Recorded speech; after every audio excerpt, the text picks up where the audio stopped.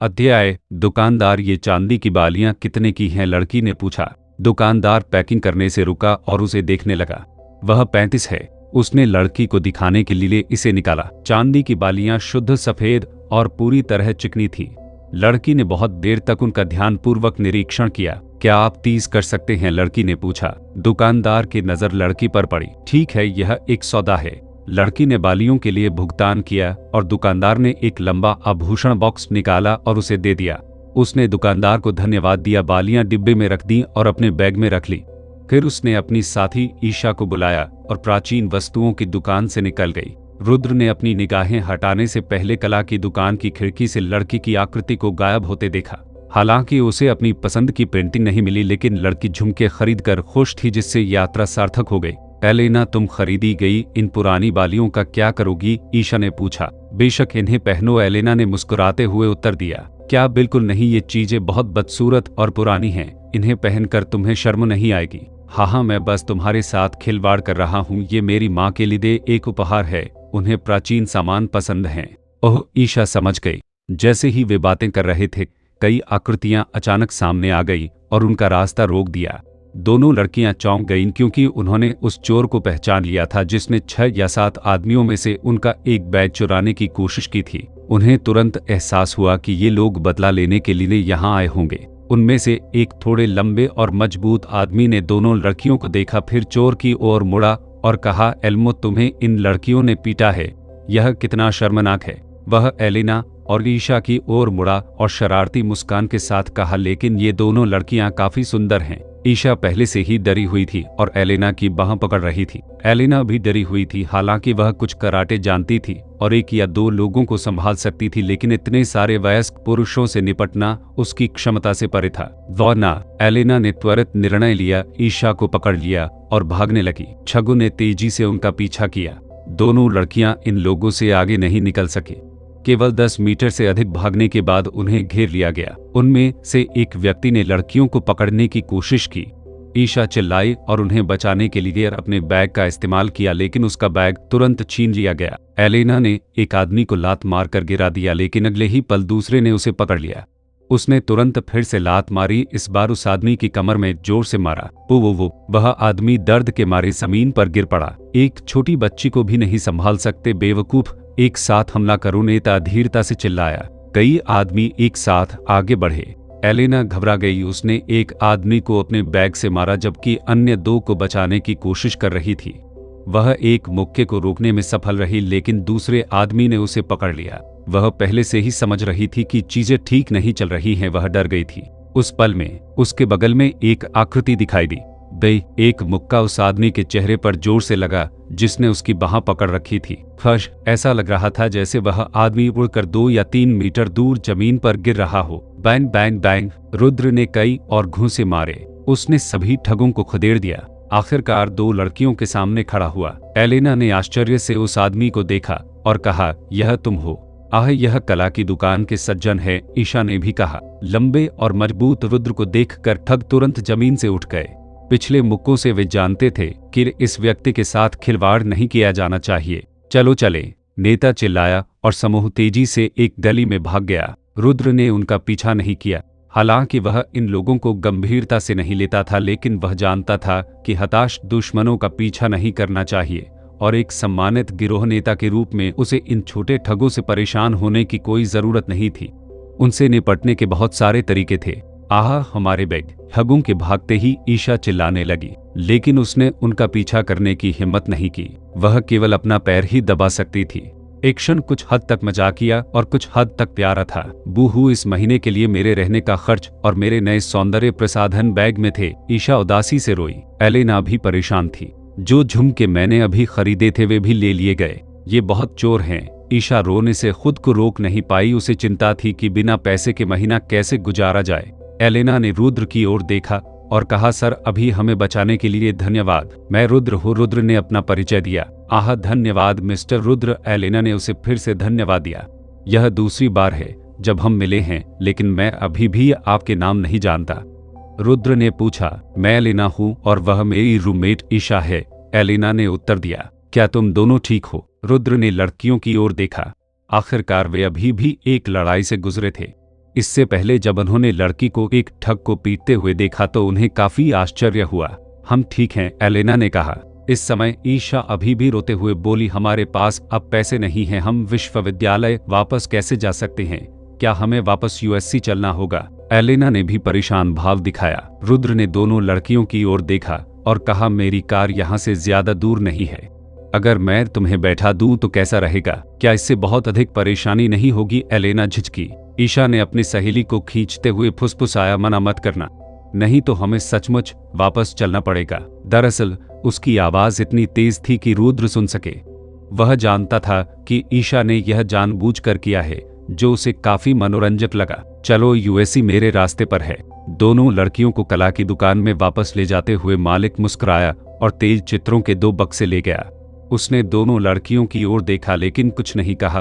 वह पहले ही देख चुका था कि उसके स्टोर के बाहर क्या हुआ था। रुद्र और दुकानदार कार के पास गए और बक्सों को डिक्की में रख दिया। ईशा ने रुद्र की कार की ओर देखा, उसकी आंखें और भी चमक उठी। यह आदमी सुंदर था, लड़ सकता था, इतनी अच्छी कार चलाता था और इतनी महंगी पेंटिंग खरीदता था। वह धनवान होना चाहिए। उसकी नजर में वह निश्चित रूप से एक आदर्श प्रेमी था। 0102 अध्याय 1,02,102 कन्फ्यूज बिलक्सिच टीकामेल का प्रारंभ अध्याय। तीनों कार में बैठ गए। 2 लड़कियां पीछे बैठी। रुद्र ट्रैफिक में विलीन हो गया और पीछे के शीशे से लड़कियों पर नजर डालने लगा। क्या आप यूएससी के छात्र हैं? उसने पूछा। हाँ, हम जूनियर हैं। आपके प्रमुख विषय क्या हैं? ईशा ने कहा, मैं पत्रकारिता की पढ़ाई कर रही हूँ। मेरा भविष्य का लक्ष्य एक रेडियो होस्ट बनना है। मेरी दोस्त वास्तुकला के साथ साथ पेंटिंग और मूर्तिकला का भी अध्ययन करती है। रुद्र ने रियर व्यू मिरर से एलेना पर नजर डाली। क्या तुम्हें भी पेंटिंग्स पसंद हैं? क्या आप ब्रिटिश हैं? इस बार ईशा जवाब नहीं दे पाए। एलेना ने सिर हिलाया। हाँ, मैं ब्रिटिश मूल का हूँ। मुझे न केवल पेंटिंग बल्कि अन्य प्राचीन अवशेष, प्राचीन वस्तुएं और मूर्तियां भी पसंद हैं। मैं उन सभी को कलाकृतियां मानता हूँ। मिस्टर रुद्र ने पेंटिंग क्यों खरीदी? क्या यह इसलिए है क्योंकि आपको यह पसंद है या सिर्फ निवेश के लिए? मुझे यह पसंद है। आपकी तरह मुझे भी कलाकृति पसंद है, लेकिन मैं दूसरों के बारे में ज्यादा नहीं समझता, इसलिए मैं केवल वही पेंटिंग खरीद सकता हूँ जिनके बारे में मुझे कुछ समझ है, रुद्र ने कहा। तीनों ने बातचीत की और जल्द ही कार यूएससी पहुंच गई। यूएससी दक्षिणी कैलिफोर्निया विश्वविद्यालय पश्चिमी तट पर सबसे पुराना शीर्ष निजी अनुसंधान विश्वविद्यालय है। इस विश्वविद्यालय का फिल्म स्कूल और पत्रकारिता स्कूल दोनों संयुक्त राज्य अमेरिका में प्रथम स्थान पर हैं। दोनों लड़कियां कार से बाहर निकलीं। धन्यवाद मिस्टर रुद्र, हमें बचाने और वापस लाने के लिए। एलेना ने फिर से धन्यवाद दिया। फ्रांसीसी लड़की ईशा ने उत्साह से कहा, मिस्टर रुद्र, मैं पत्रकारिता स्कूल में हूँ। अगर आप यूएससी जाना चाहते हैं तो मुझे बाद में मिलें, मैं आपकी गाइड बनूंगी। यह लड़की फ्रेंच है। यह बात उन्होंने कार में बातचीत के दौरान खुद कही। युद्ध के शुरुआती दौर में उनका परिवार फ्रांस से संयुक्त राज्य अमेरिका भाग गया। वैसे अब हम दोस्त हैं, इसलिए भविष्य में आप मुझे ईशा कह सकते हैं। लड़की ने कार की खिड़की की ओर झुकते हुए कहा। इस नजरिए से क्या वह मुझे बहकाने की कोशिश कर रही है? रुद्र ने मन में आत्ममुग्धता से सोचा।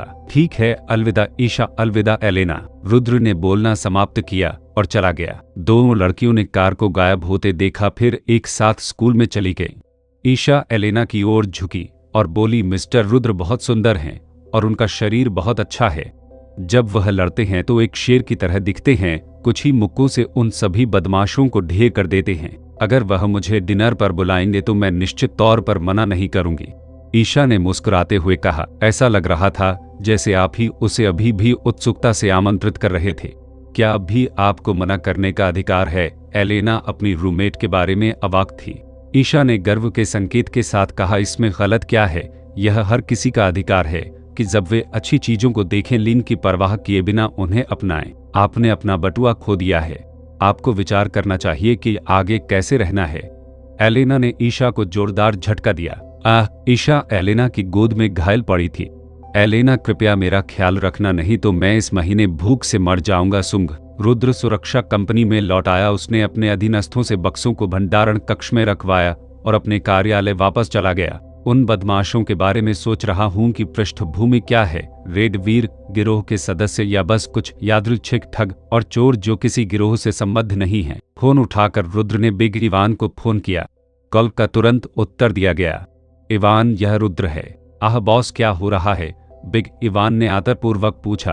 अभी 1 घंटे पहले हॉलीवुड बुलेवार्ड पर एक लड़ाई और डकैती हुई थी। बदमाशों के एक समूह ने 2 लड़कियों के हैंडबैग ले लिए।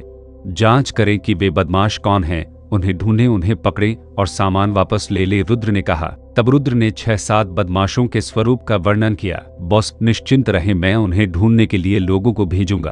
भले ही मुझे लॉस एंजलिस को उल्टा करना पड़े, मैं उन्हें आपके लिए ढूंढूंगा, बिग इवान ने आत्मविश्वास से वादा किया। इस दौरान एलेना भी कॉल कर रही थी। कॉल कनेक्ट होने के बाद एलेना ने कहा, अंकल जैक, कुछ ऐसा है जिससे मुझे डर है कि मुझे आपको परेशान करना पड़ेगा।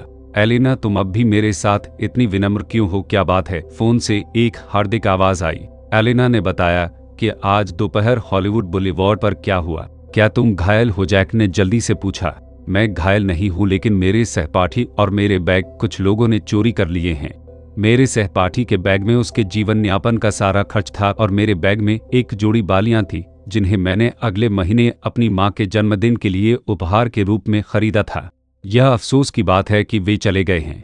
यदि आप वहां किसी को जानते हैं तो क्या आप उन्हें वापस लाने में मेरी मदद कर सकते हैं? अंडरवर्ल्ड में प्रभावशाली हस्तियों द्वारा अनुरोध किए जाने पर कभी भी चोरी की गई वस्तुओं को पुनः प्राप्त किया जा सकता है। मैं समझता हूं एलेना, चिंता मत करो, मैं इसका ध्यान रखूंगा। मैं इसे तुम्हारे लिए वापस लाना सुनिश्चित करूंगा, जैक ने कहा। फोन रखने के बाद जैक के हाव भाव गंभीर हो गए। एलेना उसके बॉस की पोती है। जब वह स्कूल के लिए लॉस एंजलिस आई तो उसकी मां ने उसे उसकी देखभाल करने के लिए कहा। उसे उम्मीद नहीं थी कि आज ऐसा कुछ होगा। तेंदुआ, जैक ने पुकारा। लगभग 30 साल का एक हट्टा कट्टा आदमी अंदर आया। बॉस, आपका आदेश क्या है? तेंदुए ने पूछा। जैक ने स्थिति को समझाया और तेंदुए को उन लोगों की शारीरिक विशेषताओं के बारे में बताया जिनका एलेना ने वर्णन किया था।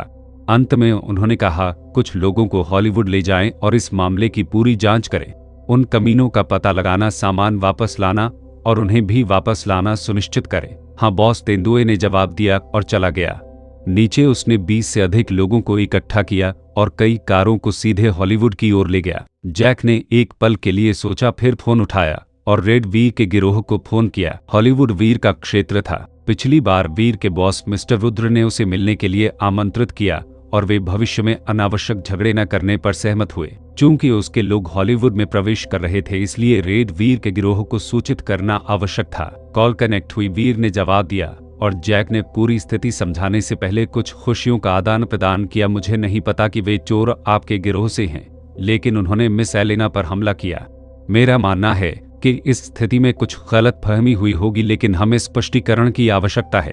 हालांकि जैक स्वयं एक गिरोह का मालिक था और उसे एक ब्रिटिश कुलीन परिवार का समर्थन प्राप्त था, फिर भी उसने वीर के गिरोह को मौत के घाट उतारने की हिम्मत नहीं की। वीर ने गंभीरता से कहा, चोर वीर के गिरोह में ऐसी कोई निम्न स्तर की चीजें नहीं हैं। मैं अपने अधीनस्थों को इस मामले की जांच करने दूंगा। फोन रखने के बाद वीर ने अपने अधीनस्थों से स्थिति को समझने के लिए कहा। थोड़ी देर बाद उनके मातहतों ने बताया कि हॉलीवुड कमर्शियल स्ट्रीट पर डकैती की घटना हुई है, लेकिन बिग इवान पहले से ही मामले की जांच कर रहे थे। बिग इवान वह जांच क्यों कर रहा है? वीर को यह अजीब लगा। वह मूर्ख बड़ा आदमी अचानक बिना किसी कारण के इस मामले की जांच क्यों शुरू करेगा? उन्होंने लोगों को इवान को ढूंढने और उससे पूछने के लिए प्रेरित किया। इवान, आप जांच क्यों कर रही हैं? वीर को यह सचमुच अजीब लगा। इवान भी हैरान था, वह वीर पुरुष अचानक उसके पास क्यों आएगा? बिग इवान ने गंभीरता से कहा, बॉस, रुद्र ने मुझसे इस मामले की जांच करने के लिए कहा। वीर अब और भी आश्चर्यचकित था। बॉस की भी इसमें रुचि है। 0103 अध्याय 1,03,103 इंटरेस्ट इन सिक्योरिटीज XHTML का प्रारंभ अध्याय। ये मामला अहम लग रहा है। आखिर उन चोरों ने किसे उकसाया? वीर ने तुरंत रुद्र से संपर्क किया। बॉस, हॉलीवुड बुलेवार्ड पर वास्तव में क्या हुआ? ब्रिटिश गिरोह उन लोगों की तलाश कर रहा है और आप भी उन्हें ढूंढ रहे हैं। उन्होंने किसे उकसाया जो उन्हें नहीं करना चाहिए था? मुझे, रुद्र ने धीरे से कहा। वीर स्तब्ध रह गया। आपका क्या मतलब है? बॉस, उन्होंने आपको उकसाने की हिम्मत की। मैं उस समय बुलेवार्ड पर था। एक चोर ने एक लड़की का बटुआ चुराने की कोशिश की और भाग गया। चोर 2 लड़कियों से बदला लेने के लिए और लोगों को लाया। मैंने हस्तक्षेप किया और उन कमीनों को दूर भगाया, लेकिन उन्होंने लड़की के हैंडबैग ले लिए। मैंने बिग इवान को उन्हें वापस लाने का आदेश दिया था। रुद्र की व्याख्या बहुत सरल थी, इसलिए वीर को विवरण की कल्पना स्वयं करनी पड़ी। आज रुद्र 2 लड़कियों के साथ खरीदारी कर रहा था। चोरों से उसकी झड़प हो गई जिन्होंने उनसे चोरी करने की कोशिश की। बॉस ने ठगों को भगाया लेकिन बैग फिर भी चोरी हो गए। खरीदारी के दौरान परेशान होने वाली लड़कियों से स्वाभाविक रूप से बॉस रुद्र को गुस्सा आ रहा था जिन्होंने अच्छा समय बिताने की योजना बनाई थी और वे 2 लड़कियां संभवतः बॉस की महिलाएं थी। धत तेरी के, उन्हें आसानी से नहीं छोड़ा जाना चाहिए, उनसे निपटा जाना चाहिए। बॉस चिंता मत करो, मैं इस मामले को व्यक्तिगत रूप से संभाल लूंगा। फोन रखने के बाद वीर ने तुरंत सभी को बुलाया। इन लोगों को ढूंढो, भले ही हमें पूरे लॉस एंजल्स को उलट देना पड़े, हमें उन कमीनों को ढूंढना ही होगा। उन छोटे गुंडों को इस बात का अंदाजा नहीं है कि अब लॉस एंजल्स का आधा अंडरवर्ल्ड उनके पीछे है। वास्तव में उनका ठिकाना कोई रहस्य नहीं है। आसपास के चोरों के एक समूह को पकड़ें और लापरवाही से पूछताछ करें और कुछ ही समय में उन लोगों की पहचान की पुष्टि हो जाती है। चोरों का एक झुंड झुग्गियों में इकट्ठा हो गया जो पूरी तरह से अप्रिय चरित्र के थे। उसी समय अंग्रेजों के गिरोह के तेंदुए को भी खबर मिली और वह जल्दी से अपने लोगों के साथ शहर की ओर दौड़ पड़ा। हालांकि जैसा कि मुखबिर ने बताया था, जब वे चोरों के ठिकाने पर पहुंचे तो उन्होंने देखा कि रेड वीर गिरोह के सैकड़ों लोग प्रवेश द्वार पर एकत्र थे। नेताजी, क्या हो रहा है? किसी ने तेंदुए से धीरे से पूछा। तेंदुए ने भौहें चढ़ा ली और आगे भीड़ की ओर देखा। कुछ गड़बड़ है, पहले देखते हैं क्या हो रहा है। कुछ ही समय बाद एक लंबा व्यक्ति उस पुरानी इमारत से बाहर निकला और तेंदुए ने तुरंत उसे रूसी गिरोह के पूर्व नेता के रूप में पहचान लिया, जो अब एक नेता के रूप में वीर के गिरोह में शामिल हो गया था। लेकिन उसकी ताकत और प्रभाव पहले की तुलना में काफी बढ़ गया था। बिग इवान के पीछे लोगों का एक समूह बंधे हुए कई लोगों को ले गया। ये लोग डरे हुए लग रहे थे, मानो उन्हें फांसी के तख्ते पर ले जाया जा रहा हो। जैसे ही बिग इवान बाहर आए, किसी ने उन्हें खबर दी कि अंग्रेजों के गिरोह के लोग आए हैं। बिग इवान ने एक पल के लिए सोचा और तेंदुए की ओर चल दिया। आप लोग ब्रिटिश गिरोह से हैं, है ना? बिग इवान ने पूछा। यह सही है, तेंदुए ने स्पष्ट रूप से स्वीकार किया। क्या आप यहाँ उन लोगों को ढूंढने आए हैं जिन्होंने हॉलीवुड बुलेवार्ड पर आपकी याददाश्त लूट ली? बड़ा इवान। हाँ, बिग इवान ने मुस्कुराते हुए पीछे बंधे लोगों की ओर इशारा किया। तुम बहुत देर कर चुके हो, हमने उन्हें पहले ही पकड़ लिया है। बॉस, वीर चाहते थे कि मैं तुम्हारे बॉस को संदेश दूं कि इस मामले को वीर का गिरोह संभाल लेगा। आपके हस्तक्षेप की कोई आवश्यकता नहीं है। कुछ सेकंड के बाद बिग इवान की ओर देखते हुए तेंदुए ने पूछा, क्या हमें अपनी चीजें वापस मिल सकती हैं? बड़ा इवान मुस्कुराया। चिंता मत करो, कोई उन्हें वापस कर देगा। रुद्र के सामने 2 महिलाओं के हैंडबैग रखे हुए थे। बॉस, मैंने उन कमीनों से जांच कर ली है, बैग से कुछ भी गायब नहीं है, बिग इवान ने झुककर और मुस्कुराते हुए बताया। रुद्र ने एलिना का बैग खोला, एक लंबा ब्रोकेड बॉक्स निकाला और अंदर चांदी की बालियां पाईं। आपने उन लोगों के साथ क्या किया? रुद्र ने पूछा। आपके आदेश की प्रतीक्षा है। यदि आप चाहते हैं कि उनका निपटारा हो तो मैं भाइयों को ले जाऊंगा और उन्हें शहर के बाहर दफना दूंगा।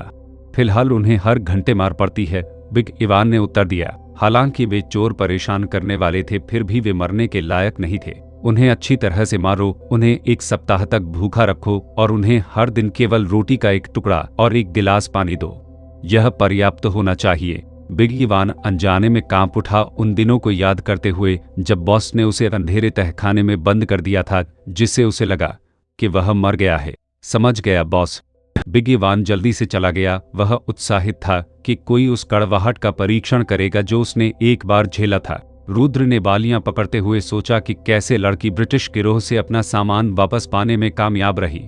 ऐसा लग रहा था कि वह कोई साधारण इंसान नहीं थी। उसने फोन उठाया और HD सिक्योरिटी इंटेलिजेंस डिपार्टमेंट को फोन किया। मेरे लिए दोनों लड़कियों की पृष्ठभूमि की जांच करो। रुद्र ने एलेना और ईशा के बारे में वह जानकारी प्रदान करते हुए निर्देश दिया जो वह जानता था। बिग इवान बेस पर लौट आया। कुछ लोगों को बंधा हुआ देखकर उसने व्यंग्य किया और अपने आदमियों को उन्हें खोलने का आदेश दिया। चोरों को समझ नहीं आ रहा था कि क्या हो रहा है। वे जमीन पर घुटनों के बल बैठ गए और दया की भीख मांगने लगे। पहले उन्हें कूड़े मारो। बिग इवान के आदमियों ने एक रस्सी का चाबुक निकाला, उसे खारे पानी में भिगोया और चोरों को कोड़े मारने शुरू कर दिए, जिससे वे दर्द से कराहने लगे और जमीन पर लौटने लगे। अंध मूर्खों का एक समूह उन लोगों के साथ खिलवाड़ करना जिन्हें आपको नहीं करना चाहिए। यह आपकी किस्मत है कि हम इस बार आपको नहीं मार रहे हैं। उसने उनमें से एक को उठा लिया। मुझे बताओ, तुमने पहले कौन से बुरे काम किए हैं? बिग इवान ने कुछ मनोरंजन की तलाश में पूछा। उस आदमी ने घबराकर अपना सब कुछ कबूल कर लिया, यहाँ तक कि बचपन में उसने बिस्तर गीला भी किया था। एचई सुरक्षा खुफिया विभाग तेजी से आगे बढ़ा। अगले दिन उन्होंने रुद्र के सामने एक फाइल रखी जिसे पढ़कर वह थोड़ा आश्चर्यचकित हुआ। ईशा एक अच्छी फ्रांसीसी लड़की थी। उनके परिवार के पास कुछ संपत्ति थी, लेकिन जब द्वितीय विश्व युद्ध छिड़ गया तो उनके माता पिता उन्हें संयुक्त राज्य अमेरिका ले आए और लॉस एंजल्स में बस गए। कुल मिलाकर उसकी पृष्ठभूमि सामान्य थी। रुद्र को जिस चीज ने आश्चर्यचकित किया वह एलेना थी। उसकी पहचान वास्तव में असामान्य थी। वह यूनाइटेड किंगडम के एक प्रमुख व्यक्ति श्री जेम्स हैरिस की पोती थी। श्री जेम्स हैरिस एक ब्रिटिश रईस थे जो पश्चिमी ऑस्ट्रेलियाई संसद के सदस्य भी थे। 0104 अध्याय 1,04,104 HD आत ऑक्शन कंपनिक्स का प्रारंभ अध्याय। हालांकि रुद्र को यह अजीब लगा था कि पश्चिमी ऑस्ट्रेलियाई संसद का एक सदस्य गिरोहों से कैसे संबंधित है, लेकिन उसके पास सामान, हथियार और अफीम की तस्करी जैसे अनुमान थे। आगे की जांच के लिए रुद्र के पास साधन नहीं थे। एचई सुरक्षा बुद्धिमान विभाग अभी भी छोटा है और लॉस एंजल्स इसके आसपास के क्षेत्रों और कुछ अमेरिकी बड़े शहरों को मुश्किल से कवर कर सकता है। रुद्र ने लड़कियों को हैंडबैग लौटाने का फैसला किया, लेकिन श्री जेम्स हैरिस के साथ आगे संपर्क के लिए उन्होंने इसे खारिज कर दिया। उससे कोई लाभ नहीं हुआ। दक्षिणी कैलिफोर्निया विश्वविद्यालय के लिए गाड़ी चलाते हुए उन्होंने संकाय स्थल में गाड़ी पार्क की और परिसर में घूमते हुए घास पर बैठे या लेटे हुए इत्मीनान से छात्रों को देखते रहे। जैसे ही वह वास्तुकला भवन में पहुंचा, उसने देखा कि एलेना नीचे आ रही है। उसके हाथ में 2 किताबें हैं। ब्रिटिश लहजे वाला एक युवक उसके पीछे चल रहा है और लगातार बातें कर रहा है। मिस एलेना, रुद्र ने उनके सामने खड़े होकर पुकारा। एलेना ने ऊपर देखा। रुद्र को देखकर आश्चर्यचकित हो गई। उसके बगल वाले युवक ने रुद्र को थोड़ी शत्रुतापूर्ण दृष्टि से देखा। मिस्टर रुद्र, आपको यहाँ क्या लाया है? अपने सहपाठी की ओर देखने के बाद एलेना ने कहा, एंड्रयू मेरा दोस्त यहाँ है। मेरे पास आज समय नहीं है। अलविदा। चलो मिस्टर रुद्र।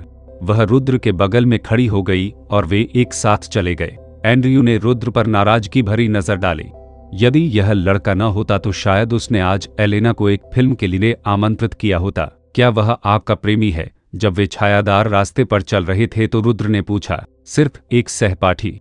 आपको यहाँ क्या लाया है मिस्टर रुद्र? एलेना ने पूछा। क्या आपने मुझे कल यूएससी आने के लिए आमंत्रित नहीं किया? रुद्र ने थोड़ा आहत होकर उत्तर दिया। एलेना रुक गई। दरअसल यह ईशा ही थी जिसने कल निमंत्रण दिया था, लेकिन चूंकि रुद्र ने उसे बचा लिया था इसलिए वह स्वीकार नहीं कर सकी कि उसने उसे आमंत्रित नहीं किया था। एलेना ने सुझाव दिया, हमेशा को क्यों नहीं ढूंढते? उसे अब कक्षा से बाहर हो जाना चाहिए। जरूर, मेरे पास भी उसके लिए कुछ है। जब ईशा ने रुद्र को देखा तो वह उत्साह से दौड़कर उसका गर्मजोशी से स्वागत करते हुए बोली, हाय मिस्टर रुद्र, मैं आपको दोबारा देखकर बहुत खुश हूँ। यह दोपहर के भोजन का समय है। क्या आप हमें दोपहर का भोजन खिला रहे हैं? इलाह, ईशा के पास शब्द नहीं थे। उसने अपने जीवन यापन का खर्च खो दिया था और कल एलेना से कुछ पैसे उधार लिए थे और महीने भर रोटी खाकर गुजारा करने की योजना बनाई थी। यदि वह उनका इलाज करती तो उसके पास फिर से पैसे खत्म हो जाते। एलेना ने उसकी ओर देखा। मैं श्री रुद्र को कल हमें बचाने के लिए धन्यवाद देने के लिए दोपहर के भोजन पर दावत दूंगा। स्कूल के पास एक रेस्तरां है, चलो वहां चलते हैं। कोई बात नहीं, लेकिन 1 मिनट रुकिए, मैं आपके लिए कार से कुछ लेकर आता हूँ। यह क्या है? ईशा ने उत्सुकता से पूछा। एक उपहार। कार में रुद्र ने 2 हैंडबैग निकाले। लड़कियां दंग रह गई। आह, क्या यह मेरा हैंडबैग नहीं है? मेरा बैग भी यही है। रुद्र ने बैग उन्हें थमाते हुए कहा, देखो कि कुछ गायब तो नहीं है। लड़कियों ने अपना सामान चेक किया। ईशा ने आश्चर्य से कहा, यहाँ सब कुछ है, कुछ भी गायब नहीं है। मेरा सारा पैसा भी यही है। एलेना ने चांदी की बालियों सहित अपना सारा सामान भी देखा। मिस्टर रुद्र, क्या हो रहा है? एलेना ने उत्सुकता से पूछा। रुद्र मुस्कुराया, मैंने एक मित्र से उन्हें आपके लिए वापस लाने के लिए कहा था। तो क्या आपको अपना आभार व्यक्त करने के लिए मुझे भोजन नहीं खिलाना चाहिए? बेशक, ईशा उत्साह से चिल्लाई। वे रेस्तरां में गए। ईशा ने हैंडबैग की पुनर्प्राप्ति के बारे में पूछा और रुद्र ने स्पष्ट उत्तर देते हुए कहा कि एक दोस्त का कुछ प्रभाव था। ईशा पत्रकारिता की छात्रा थी, बातूनी और जीवंत थी, जबकि एलेना अधिक आरक्षित थी। थोड़ी देर बाद रुद्र ने एलेना से पूछा, जब हम कला की दुकान पर थे तो तुम कलाकृतियां देख रही थी, क्या तुम्हें कला की जानकारी है? एलेना ने एक पल के लिए सोचा। मेरे दादाजी कला के बारे में बहुत जानकार थे। वह इस रुचि को मेरे पिता तक पहुंचाना चाहते थे, लेकिन मेरे पिता ने वास्तुकला को चुना। जब मैं छोटा था मेरे दादाजी अक्सर मुझे कुछ कलाकृतियां और पेंटिंग दिखाते थे। बाद में मुझे ये चीजें पसंद आने लगी। मुझे वास्तुकला पसंद है, इसलिए मैंने इसका अध्ययन किया, लेकिन मैंने पेंटिंग, मूर्तिकला और कला प्रशंसा में भी पाठ्यक्रम लिया। क्या आपने कई कलाकृतियां एकत्र की हैं? रुद्र ने पूछा। लड़की ने सिर हिलाया। मेरे पास पैसे नहीं हैं। अगर मैं अपनी पसंद की कोई चीज देख भी लूं तो भी मैं उसे नहीं खरीद सकता। रुद्र समझ गया। हालांकि एलेना का परिवार संपन्न था, लेकिन उसके पिता सिर्फ एक वास्तुकार थे। वह अपने बच्चे की शिक्षा का समर्थन कर सकता है, लेकिन उसे फिजूल खर्ची करने की अनुमति नहीं देगा। मिस्टर रुद्र, मैंने देखा कि आपने कुछ ऑयल पेंटिंग खरीदी हैं। क्या आप पेंटिंग के बारे में बहुत कुछ जानते हैं? एलेना ने पूछा। ज्यादा नहीं, मैं बस उन्हें पसंद करता हूँ। बगल में मौजूद ईशा ने कहा, अरे तुम दोनों ऐसा नहीं कर सकते। मैं कला को बिल्कुल नहीं समझती। यह उचित नहीं है। एलेना और रुद्र ने एक दूसरे को देखा और हंसे। वे अपनी बातचीत के दौरान ईशा के बारे में भूल गए थे। जैसे ही तीनों ने एक दूसरे के बारे में बात की, रुद्र ने खुलासा किया कि वह एक सैनिक था जो द्वितीय विश्व युद्ध में लड़ा था। ईशा एक फ्रांसीसी महिला जिसका परिवार युद्ध के कारण अमेरिका भाग गया था, भी फासिस्टों से नफरत करती थी। उसने रुद्र की ओर और भी अधिक प्रशंसा भरी दृष्टि से देखा। उसने चमकती आंखों से उसकी ओर देखा। लंच के बाद ईशा को निबंध के लिए लाइब्रेरी जाना था। रुद्र ने एलेना से पूछा कि क्या वह उसकी पेंटिंग्स के मूल्यांकन में मदद करने को तैयार है। बेशक, आज दोपहर को मेरे पास करने को कुछ नहीं है। मैं आपकी पेंटिंग्स देख सकता हूँ। रुद्र एलेना को एचई सिक्योरिटी कंपनी ले गया। जब एलेना अंदर आई तो उसे थोड़ा आश्चर्य हुआ। एचडी सिक्योरिटी, मैंने इस नाम के बारे में सुना है। हम सिक्योरिटी कंपनी में क्या कर रहे हैं? रुद्र मुस्कुराया। मैं यह सुरक्षा कंपनी चलाता हूँ। वे पेंटिंग और कलाकृतियां सुरक्षा कंपनी के पास रखी जाती हैं। यह यहाँ अधिक सुरक्षित है। एलेना ने आश्चर्य से रुद्र की ओर देखा। एचई सिक्योरिटी जो कुछ समय पहले मशहूर हुई, क्या आपकी कंपनी है? यह सही है। एचई फिल्म कंपनी के बारे में क्या? यह मेरा भी है। एलेना ने फिर से रुद्र को ध्यान से देखा। इतनी कम उम्र में ही उनके पास 2 कंपनियां थीं। वह बहुत योग्य होगा। रुद्र के कार्यालय में रुद्र ने अपनी खरीदी हुई पेंटिंग्स निकाली। इनका मूल्यांकन करने में मेरी मदद करें। अगर आपको लगता है कि ये अच्छे हैं तो मैं और खरीदूंगा। डेस्क दर्जनों टुकड़ों से भरी हुई थी। एलेना ने प्रत्येक टुकड़े की जांच की, विशेषताओं को इंगित किया और ऐतिहासिक संदर्भ और बाजार मूल्य सहित विस्तृत स्पष्टीकरण प्रदान किया। वह रुद्र के संग्रह से आश्चर्यचकित थी। यह 1730 की एक स्पेनिश पेंटिंग है। बाजार में इसकी कीमत लगभग 8000 है। कैरावल्स की यह पेंटिंग भी 80 के दशक की स्पेनिश है, जिसकी कीमत लगभग 5000 है। एलेना ने कहा, यहाँ आपके पास कई कीमती पेंटिंग हैं। बाजार मूल्य $1,00,000 से अधिक है, लेकिन अगर आप उन्हें अंतर्राष्ट्रीय स्तर पर नीलाम करते हैं तो उन्हें कहीं अधिक कीमत मिल सकती है। रुद्र ने सिर हिलाया। आपकी मदद के लिए धन्यवाद मिस एलेना। मुझे एक और बात पूछनी है।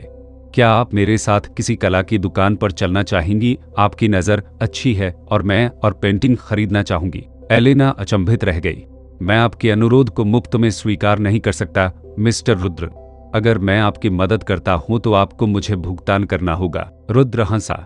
आप क्या चाहते हैं? कृपया मुझे अपने मूल्यांकनकर्ता के रूप में नियुक्त करें और मुझे उचित वेतन दें। कोई बात नहीं, आज से आप मेरे मूल्यांकक हैं। मैं आपके द्वारा मूल्यांकित प्रति टुकड़े के लिए आपको 100 का भुगतान करूंगा। एलेना सहमत हो गई। उसका पिछला मासिक भत्ता 100 से कम था, लेकिन अब वह अच्छी खासी आय अर्जित कर सकती थी। उसने अपने पहले भुगतान से पुनर्जागरण की एक इतालवी पेंटिंग खरीदने का फैसला किया, जिसकी वह लंबे समय से प्रशंसा करती रही थी। रुद्र और एलेना फिर से कला की दुकान पर गए।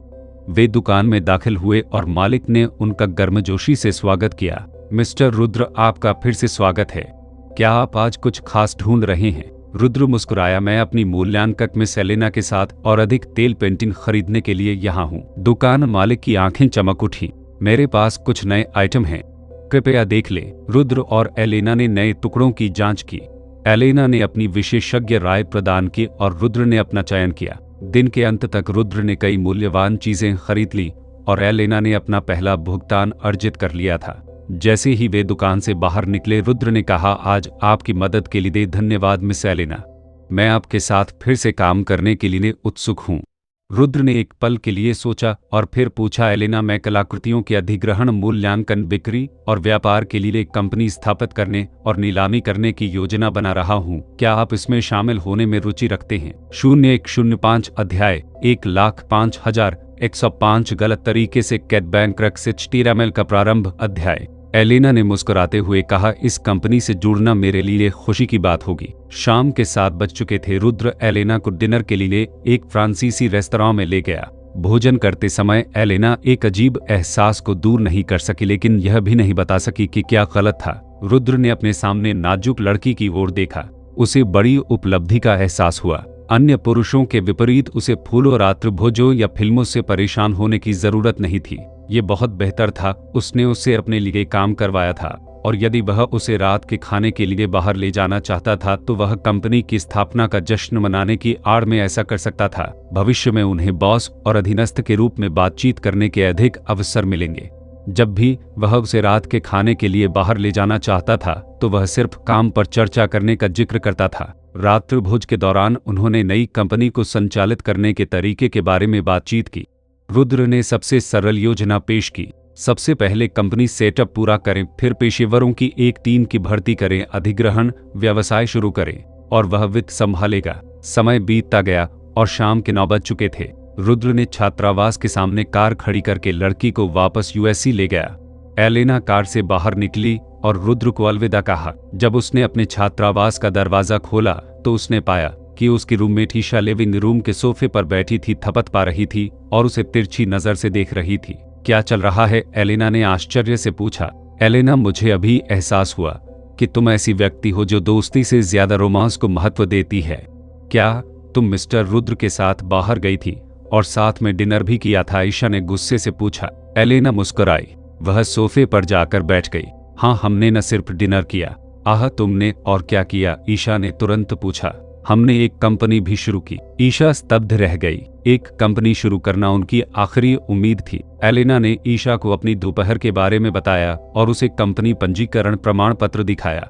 ईशा ने प्रमाण पत्र पकड़ते हुए आश्चर्य से पूछा, क्या आपने सचमुच इतनी जल्दी एक कंपनी स्थापित की और आपको महाप्रबंधक के रूप में नियुक्त किया गया? एलेना, क्या आपकी कंपनी भर्ती नहीं कर रही है? मेरा क्या हाल है? ईशा ने उत्सुकता से पूछा। आप क्या इससे आपकी पढ़ाई में बाधा नहीं आएगी? एलेना ने जवाब दिया। नहीं, मैं अपने वरिष्ठ वर्ष में प्रवेश करने वाला हूँ। मुझे कार्य अनुभव की आवश्यकता है और चूंकि हम रूममेट हैं इसलिए कंपनी के मामलों पर चर्चा करना सुविधाजनक होगा। अब आप महाप्रबंधक हैं इसलिए मुझे बस एक विभाग प्रबंधक बना दे। बात करते समय ईशा अपने शरीर को एलेना की बाह से रगड़ती रही। चले जाओ, तुम्हारी लुभावनी युक्तियां मुझ पर काम नहीं करती। एलेना ने ईशा को जोर से धक्का दिया लेकिन ईशा मजबूती से चिपकी रही। सहायक, अभी तुम मेरे सहायक बन सकते हो। यह ईशा जीत की खुशी में झूम उठी। अगले दिन एलेना ने लॉस एंजलिस ब्रिटिश गिरोह के मिस्टर जैक को फोन किया और उसे बताया कि उसने और उसके सहपाठियों ने अपना बैग वापस पा लिया है। कल तेंदुए ने श्री जैक को घटना की सूचना देते हुए कहा था कि जब तक वह पहुंचे चोरों को वीर गिरोह के बिग इवान ने पहले ही पकड़ लिया था। उनसे कहा गया कि महिला का बैग वापस कर दिया जाएगा। एलेना, तुम्हें बैग किसने लौटाए? श्री जैक जानना चाहते थे कि वस्तुओं को पुनः प्राप्त करने के लिए वीर गिरोह को संगठित करने में किसका प्रभाव था। एलेना ने बताया, मुझे एक नया दोस्त मिला। जब हम खतरे में थे तो उसने उन चोरों को भगाने में हमारी मदद की। ओह, मैं समझ गया। वैसे आपके मित्र का नाम क्या है? उसका नाम रुद्र है। आप क्यों पूछ रहे हैं अंकल जय? ओह, कुछ नहीं, बस उत्सुक हूँ। यह अच्छा है कि सब कुछ ठीक है। एलेना, अपनी पढ़ाई पर ध्यान केंद्रित करो। अगर कुछ भी सामने आए तो मुझे कभी भी फोन करना। ठीक है अंकल जैक, मैं अब फोन रख रहा हूँ। फोन रखने के बाद मिस्टर जैक ने भौहें सिकोड़ ली और विचार करने लगे। यह रुद्र कौन है? क्या वह लॉस एंजलिस के एक प्रतिष्ठित परिवार का बेटा हो सकता है? दरअसल रुद्र हमेशा ही लो प्रोफाइल रहता था। अपने गिरोह के दिनों में वह सिर्फ एक छोटा नेता था। बाद में उन्होंने छाया में ऑपरेशन करते हुए अपनी टीम बनाई। उसने स्पेनिश गिरोह को खत्म कर दिया और वीर गिरोह का गठन किया जिससे वीर को बॉस बना दिया गया। अंडरवर्ल्ड में रुद्र ने कोई निशान नहीं छोड़ा। अब भी अगर FBI उसकी पृष्ठभूमि की जांच करती है तो वे केवल यह पता लगा सकते हैं कि वह कई कंपनियों का मालिक है जिनका कोई आपराधिक रिकॉर्ड या गिरोह से संबद्धता नहीं है। एक साफ स्लेट। कई दिन बीत गए। रुद्र को एवा गार्डनर का फोन आया जिन्होंने उन्हें बताया कि क्रू ने फिल्मांकन पूरा कर लिया है और अधिकतम 3 दिनों में लॉस एंजलिस लौट आएंगे।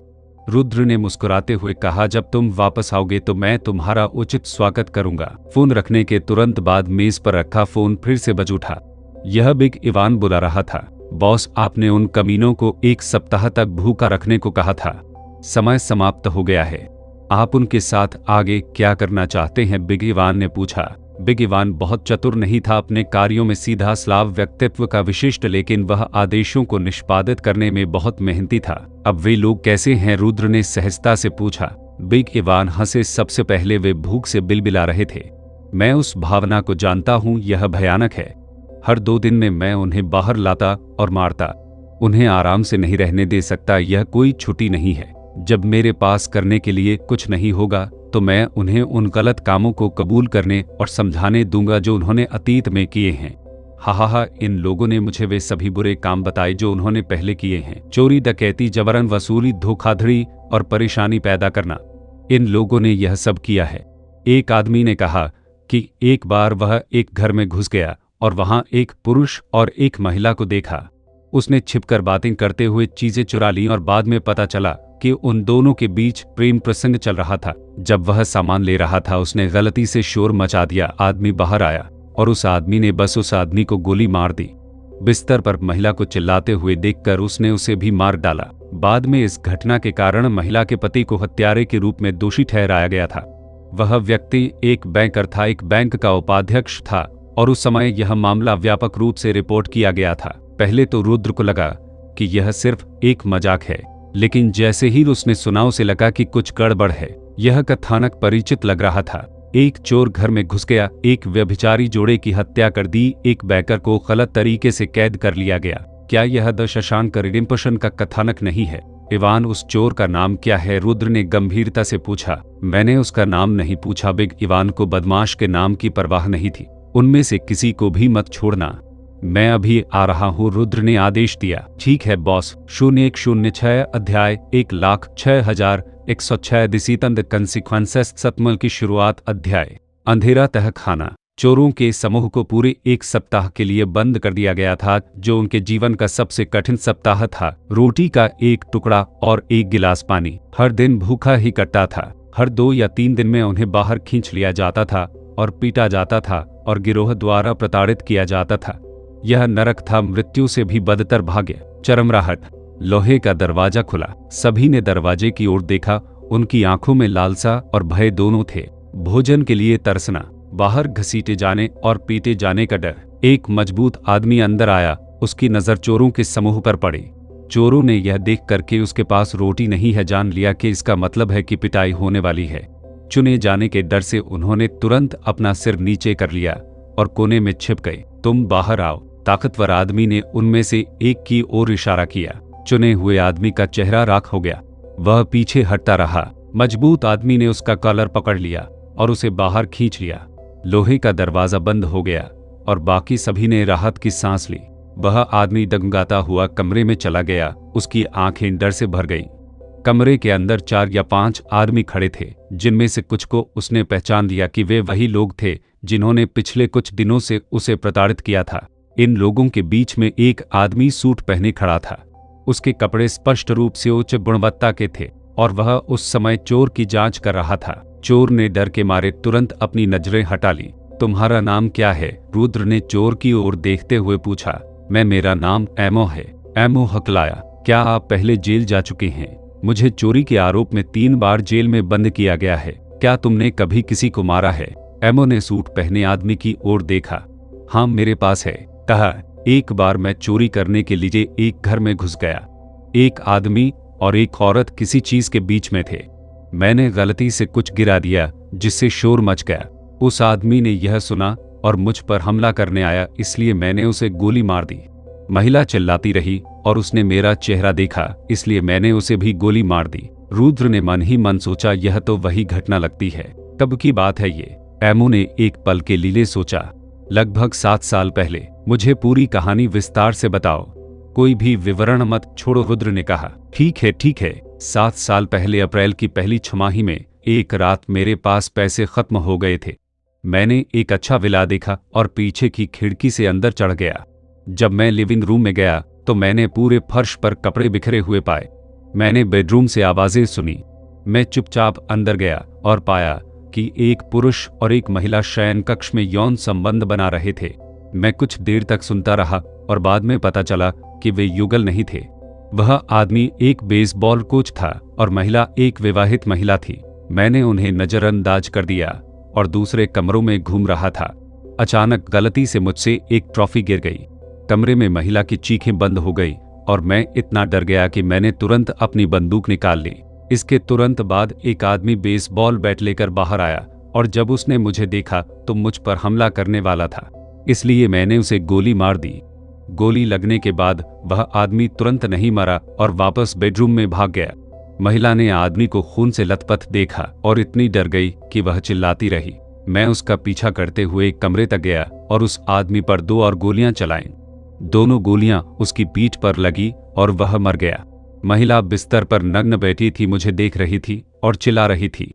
मैं पहले उसे मारना नहीं चाहता था, लेकिन उसने मेरा चेहरा देख लिया, इसलिए मुझे उसे भी मारना पड़ा। कुछ दिनों बाद मैंने अखबार में देखा कि पुलिस ने महिला के पति को ईर्ष्या के कारण अपनी पत्नी और उसके प्रेमी की हत्या करने के संदेह में गिरफ्तार कर लिया है। अखबार ने यह भी कहा कि वह व्यक्ति एक बैंक का उपाध्यक्ष था। उस समय मुझे यह काफी मनोरंजक लगा। रुद्र ने इस आदमी की ओर देखा। क्या आपके पास अभी भी वह बंदूक है जिसका इस्तेमाल आपने उन्हें मारने के लिए किया था? एमओ ने सिर हिलाया। मैंने इसे बाद में बेच दिया। क्या आप जानते हैं कि आपने इसे किसे बेचा? रुद्र ने बिग इवान की ओर देखा और निर्देश दिया, उसे एक अलग कमरे में बंद करो और उसे कुछ खाने को दो। जब एमओ ने सुना कि वहां भोजन है तो वह रुद्र को धन्यवाद देता रहा। एमओ को बाहर निकाले जाने के बाद रुद्र ने बिग इवान को निर्देश दिया, मेरे पास इस आदमी के लिए एक बड़ा उपयोग है। दूसरों को जाने दो लेकिन उसे रखो। उसे दिन में 3 बार भोजन खिलाओ, लेकिन सुनिश्चित करो कि वह भाग न जाए। एचली सिक्योरिटी कंपनी में वापस आकर रुद्र ने हेनरी को बुलाया। हेनरी अब खुफिया विभाग का प्रमुख था, जो रुद्र सुरक्षा के 2 प्रमुख विभागों में से एक था, जिसकी ताकत रणनीति विभाग के बराबर थी। हेनरी, मेरे लिए कुछ जांच करो। 7 साल पहले एंडी नाम के एक बैंकर को अपनी पत्नी और उसके प्रेमी की हत्या के लिए आजीवन कारावास की सजा सुनाई गई थी। उसे शशांक जेल में रखा जाना चाहिए। मुझे उसके बारे में सारी जानकारी चाहिए और उस बंदूक को ढूंढो जिसे हत्यारे ने हत्या में इस्तेमाल किया था। विवरण के लिए बिग इवान से पूछें। हमने उस आदमी को रेड बिल्स सेलर में बंद कर दिया है। वह बंदूक बहुत उपयोगी होगी। मैं इसे ठीक से समझूंगा बॉस, हेनरी ने उत्तर दिया। अगले दिन, आज लियोन द प्रोफेशनल क्रू की रिहर्सल का दिन है। एक निवेशक, निर्माता और लेखक के रूप में कई भूमिकाओं वाले रुद्र को स्वाभाविक रूप से इस दृश्य को देखने के लिए मंच पर आना पड़ा। गैरी ग्रांट द्वारा अभिनीत मुख्य पुरुष लियोन एमजीएम का एक बड़ा सितारा है और उसका अभिनय कौशल शब्दों से परे है। उन्होंने कई सीन बहुत ही दमदार तरीके से निभाए। अगली युवा लड़की एलिजाबेथ टेलर है। वह शॉर्ट्स और टी-शर्ट पहनकर अंदर आई। उसके बाल खुले हुए थे और वह कुछ हद तक उदासीन लग रही थी। जैसे ही वह अंदर आई, हिचकॉक की आंखें चमक उठी। उनकी धारणा में एलिजाबेथ टेलर एक नाजुक राजकुमारी प्रकार की थी, लेकिन अब वह बहुत बदल गई हैं। वह नहीं जानता था कि वह कैसे बदल गई, लेकिन अब वह मूल स्क्रिप्ट के चरित्र मटिल्डा से काफी मिलती जुलती है। 0107 अध्याय 1,07,107 अनफल कन्विक्शन सतमल का प्रारंभ अध्याय। टेलर पहले तो थोड़ा घबराई हुई थी, लेकिन जब उसने रुद्र को वहां बैठे देखा तो वह अचानक बहुत आश्वस्त हो गई। हिचकॉक ने टेलर से कई दृश्यों का प्रदर्शन करवाया और वह जल्दी ही चरित्र में ढल गई और उन सभी भावनाओं की व्याख्या की जो निर्देशक चाहता था। आपका प्रदर्शन उत्कृष्ट है। मुझे लगता है कि नायिका का चयन हो चुका है।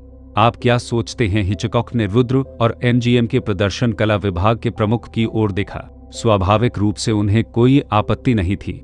एमजीएम के प्रदर्शन कला विभाग के प्रमुख ने कहा, उत्कृष्ट, मेरी उम्मीदों से परे। ठीक है, तो यह तय हो गया, रुद्र ने निष्कर्ष निकाला। या टेलर ने जोर से जयकार की। न्यायाधीशों को धन्यवाद देने के लिए उनके पास दौड़ा और अंत में रुद्र के पक्ष में आया और उसे जोर से गले लगाया। अगला मुख्य खलनायक के लिए ऑडिशन था, जिसका किरदार एमजीएम के एक बूढ़े अभिनेता ने निभाया था, जो लगभग 40वें वर्ष का था और अक्सर खलनायकों की भूमिका निभाता था।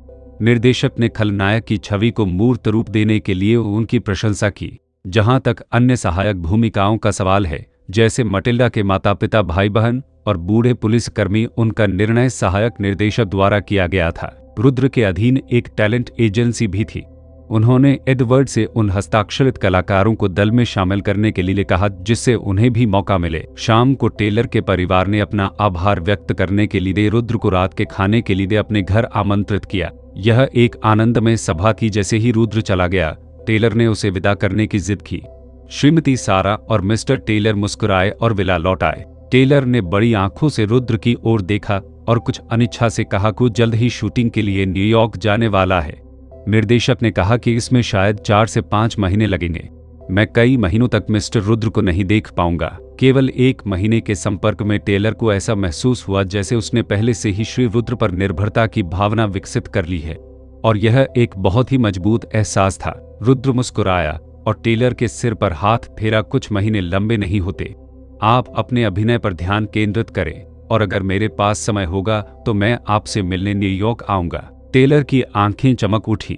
क्या मिस्टर रुद्र सचमुच मुझसे मिलने न्यूयॉर्क आएंगे? ठीक है, मैं वादा करता हूं। जब इस लड़की ने इतना कहा तो रुद्र मान ही नहीं सका। यह बहुत अच्छा है। लड़की का चेहरा खुशी से भरा हुआ था। जैसे ही रुद्र कार में बैठने के लिए तैयार हुआ, टेलर एक पल के लिए झिझकी, फिर अचानक खुद को रुद्र की बाहों में फेंक दिया। उसे कसकर गले लगाया, उसके गाल पर चूमा और फिर वापस विला में भाग गई। छोटी लड़की को गायब देखकर रुद्र मुस्कुराया। क्या यह लड़की अब किशोर मोह की गिरफ्त में है? अगले दिन रुद्र द वाइल्ड बंच के क्रू की वापसी का स्वागत करने के लिए नोआ फिल्म्स पहुंचे। एवा गार्डनर कार से बाहर निकली, रुद्र को देखा और सीधे उसे गले लगा लिया। रुद्र, ऐसा लगता है जैसे हमें अलग हुए काफी समय हो गया है, अवा ने कहा। मुझे उसी तरह महसूस हो रहा है। वे अलग हो गए और रुद्र ने निर्देशक और अन्य अभिनेताओं का अभिवादन किया।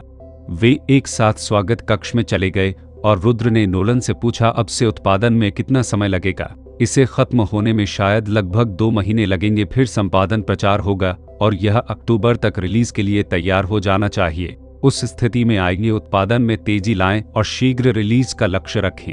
जैसे ही शाम हुई, रुद्र फिल्म के समापन का जश्न मनाने के लिए लगभग 100 लोगों की पूरी टीम को निर्दिष्ट होटल में ले गए। हॉलीवुड में अब रात पार्टियों की परंपरा नहीं है, लेकिन बॉस के रूप में रुद्र ने व्यक्तिगत रूप से सभी को रात्र भोज दिया। हर कोई बहुत खुश था, माहौल जीवंत था। रुद्र ने काफी शराब पी ली थी और जब वह घर लौटा तो वह थोड़ा नशे में था। जैसे ही वे ऊपर गए, अवा ने उनका समर्थन किया। दरवाजा खोलकर देखा तो कमरा बहुत साफ था, यह जानकर कि रुद्र ने पहले से ही सफाई करने के लिए किसी की व्यवस्था की होगी। यह आदमी कभी दबंग, कभी सज्जन, कभी लापरवाह, लेकिन कभी भी विचारशील होता था। एवा ने उसका कोट उतारने में उसकी मदद की, नहाने चली गई और जब वह टब भरने के बाद वापस आई तो उसने बाथरूम में जाने में उसकी मदद की। इसी क्षण उसने अपनी आंखें खोली। आह, क्या तुम नशे में नहीं हो तो तुम्हें नहाना चाहिए, एवा ने कहा। रुद्र हंसा और महिला को पकड़कर टब में खींच लिया। उन दोनों ने बाथटब में कुछ गेम खेले। अगले दिन हेनरी वापस लौटा और एंडी की जांच के बारे में रुद्र को बताया। एंडी के मामले की सुनवाई करने वाले जज पिछले साल सेवानिवृत्त हो गए हैं। एंडी ने हमेशा अदालत में अपनी बेगुनाही का दावा करते हुए कहा है कि उसने अपनी पत्नी की हत्या नहीं की। अदालत को बंदूक नहीं मिली और सबूत अपर्याप्त थे। हालांकि न्यायाधीश ने एंडी को हत्या के लिए 2 आजीवन कारावास की सजा सुनाई। एंडी को शशांत जेल भेज दिया गया था। उसने कभी भी न्याय मांगना बंद नहीं किया। उसने हर महीने अदालत को एक पत्र लिखकर अपनी शिकायतें बताई। वह पिछले 7 वर्षों से कभी नहीं रुका। बॉस, हमें चोर की बंदूक मिल गई। यह एक कोल्ट रिवॉल्वर है। यह 3 बार हाथ बदल चुकी है। मुझे यह आखिरी व्यक्ति के उपयोगिता कक्ष में मिली, हेनरी ने कहा और रुद्र के सामने एक पेपर बैग रख दिया। रुद्र ने पेपर बैग उठाया और बंदूक को अंदर खाली कर दिया। एक बहुत ही साधारण रिवॉल्वर जिसकी कीमत केवल 20 या 30 डॉलर थी, लेकिन यह वह बंदूक की जिसने एक बैकर का जीवन बर्बाद कर दिया। क्या कोई अन्य जानकारी है? रुद्र ने पूछा। हेनरी ने एक पल के लिए सोचा और मुस्कुराते हुए कहा, एंडी को पत्र लिखना पसंद है। जिस अदालत ने उसे सजा सुनाई उसे लिखने के अलावा वह राज्य सरकार को भी लिखता है। उसे लगा कि जेल की लाइब्रेरी में बहुत कम किताबें थीं, इसलिए उसने हर महीने एक पत्र लिखा। आखिरकार किताबों और रिकॉर्ड्स का एक बैच आया जिससे जेल में एंडी की प्रतिष्ठा में सुधार हुआ और उसके बाद उसे शायद ही कभी धमकाया गया। रुद्र को याद आया कि फिल्म में वास्तव में ऐसी कहानी थी। हेनरी एक वकील ढूंढने और पुनः सुनवाई के लिए आवेदन करने के लिए सामान्य प्रक्रिया से गुजरे। हत्यारा एमो, जिसने एंडी की पत्नी और उसके प्रेमी की हत्या की थी, खुद को दोषी ठहराएगा। आप व्यक्तिगत रूप से इस मामले पर नजर रखें और यदि कोई स्थिति हो तो मुझे कभी भी रिपोर्ट करें। रुद्र ने कहा। 0108 अध्याय 1,08,108 एएफ हुक्समल का प्रारंभ अध्याय। शशांक जेल। एक पालकी जेल के गेट पर रुकी। हेनरी और वकील बॉब कार से बाहर निकले। वकील बॉब इस वर्ष अपने 40वें वर्ष में थे। उनके पास कानूनी पेशे में 20 वर्षों से अधिक का अनुभव था। जब हेनरी ने उससे एंडी के मामले में मदद करने के लिए कहा तो वह थोड़ा झिझका। बैंकर द्वारा अपनी पत्नी की हत्या का मामला एक बार सनसनीखेज था और निश्चित रूप से वह इसके बारे में जानता था। सबसे पहले वह झिझके क्योंकि अदालत के फैसले को पलटना मुकदमा जीतने से कहीं अधिक कठिन था, लेकिन अंत में वह वकील की फीस से प्रभावित हुआ जो हेनरी ने उसे दी थी। वकील बॉब ने बैठक की पर्ची दरवाजे पर मौजूद गार्ड को दी और गार्ड ने उसे देखने के बाद उन्हें अंदर जाने दिया। कई जांचों के बाद दोनों बैठक कक्ष में पहुंचे। जब गार्ड ने एंडी को बताया कि एक वकील उससे मिलना चाहता है तो एंडी आश्चर्यचकित रह गया। हैरान भाव से वह बैठक कक्ष में चला गया। आप कौन हैं? एंडी ने आश्चर्य से पूछा। वकील बॉब मुस्कुराए। मैं वकील बॉब हूं और यह मिस्टर हेनरी हैं। हम मिस्टर एंडी के मामले के कारण यहाँ हैं। यह सुनते ही एंडी का दिल जोरों से धड़क उठा। क्या आपको राज्य न्यायालय द्वारा भेजा गया है? उनका पहला विचार यह था कि अदालत में उनकी मासिक अपील काम कर गई थी और अदालत ने उनके मामले की दोबारा सुनवाई की तैयारी के लिए किसी को भेजा था। बॉब ने अपना सिर हिलाया और कहा, मुझे श्री रुद्र द्वारा नियुक्त किया गया था। मिस्टर रुद्र? एंडी बड़बड़ाया। अपनी याददाश्त तलाशने की बहुत कोशिश की लेकिन अंत में उसे याद नहीं आया कि रुद्र कौन था। मिस्टर रुद्र मेरे बॉस हैं, हेनरी ने कहा। लगता है मैं मिस्टर रुद्र को नहीं जानता, एंडी ने असमंजस में कहा। हेनरी ने मुस्कुराते हुए कहा, जब आप जेल से बाहर आएंगे तो आपको पता चल जाएगा कि मिस्टर रुद्र कौन है। आइए अब आपकी स्थिति के बारे में बात करते हैं। ओह ठीक है। बॉब ने अपने वकील का प्रमाण पत्र और पावर ऑफ अटॉर्नी निकाली और कहा, मिस्टर एंडी यह पावर ऑफ अटॉर्नी है। क्या आप चाहते हैं कि अदालत में दोबारा सुनवाई के लिए आवेदन करने में मैं आपका प्रतिनिधित्व करूं? एंडी ने वकील का प्रमाण पत्र और पावर ऑफ अटॉर्नी उठाई। उसके हाथ थोड़ा कांप रहे थे। ऐसा लग रहा था कि वर्षों की प्रतीक्षा के बाद आखिरकार सुबह होगी। हालांकि वह नहीं जानता था कि मिस्टर रुद्र कौन है, लेकिन जब तक आशा की किरण बाकी थी उसने हार नहीं मानी। मैंने वकील का प्रमाण पत्र और पावर ऑफ अटॉर्नी देख ली है, कोई समस्या नहीं है। एंडी ने फिर हेनरी की ओर देखा। मैं पूछना चाहूंगा मिस्टर रुद्र मेरी मदद क्यों करना चाहते हैं? शायद यह न्याय के कारण है, हेनरी ने कहा। दरअसल हेनरी को भी बॉस का विचार ठीक से समझ नहीं आया कि अचानक इस एंडी की मदद क्यों की जाए, लेकिन इससे कोई फर्क नहीं पड़ा। उसके लिए बॉस के आदेश पर संदेह करने की कोई बात नहीं थी, बस उस पर अमल करना था। एंडी ने पावर ऑफ अटॉर्नी पर हस्ताक्षर किए कांपते हाथों से इसे ले लिया। यह पावर ऑफ अटॉर्नी उनके लिए बेहद महत्वपूर्ण थी। 7 साल के इंतजार के बाद उम्मीद की एक और किरण। वकील बॉब और हेनरी के चले जाने के बाद एंडी को वापस सेल ब्लॉक में ले जाया गया।